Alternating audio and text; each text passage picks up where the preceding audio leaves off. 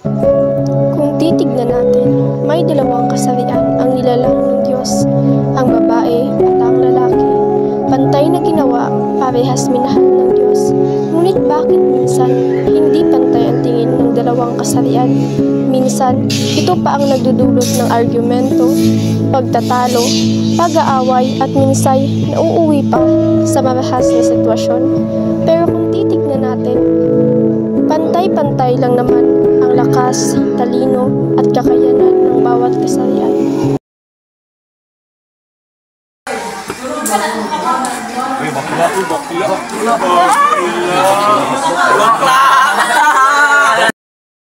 Ano yun, Nak? Gusto ko nang lumipat ng paralan, ninalait nila ako dito.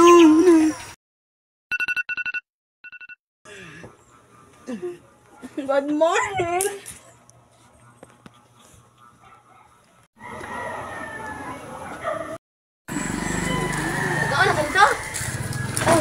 Nang bago po, ma'am, saan po ang gate ng Luton? Ikaw ba yung bagong transfer dito? Ano bang pangalan mo? Opo, ma'am, ako po sa gate po. Alam mo bang maganda ang paralan dito? Maraming mga babae sa guro. Marami kang maging kaibigan dito. Albert, nakikinig ka ba? Kaya po, ma'am. Magandang umaga sa inyong lahat. Hindi alam mo yung sarili. Ako po sa gate po. Kayo, sabi yung aning at taon. Good morning, ma'am. Bagong transfer dito. Ako po sa gate. Ano bang ayaw namin dito sa mga bakla? Ako din. Magalaya. May tanong ako sa'yo. May jowa ka na ba? Wala pare, ang pangit na pare. Pare, bakit ka nag-transfer dito pare? Kasi wala pong babae doon eh. Ganun pala. That was all. Oh, victory! That's big, pare. Ay, pre, nag-chat na si Mami, pare. Uwi na ko.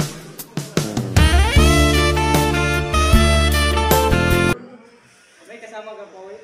Wala pare. Pwede niya. Sama ka na pare.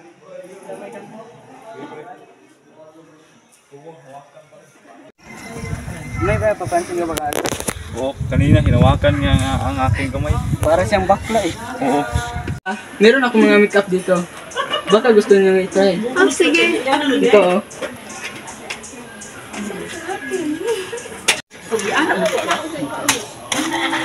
Ba't ka sumasama sa mga babae?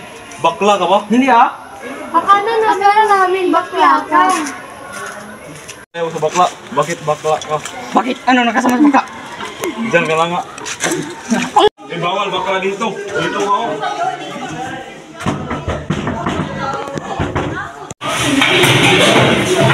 Wala dito, bawal bakla dito. Wala kang tutulong dito.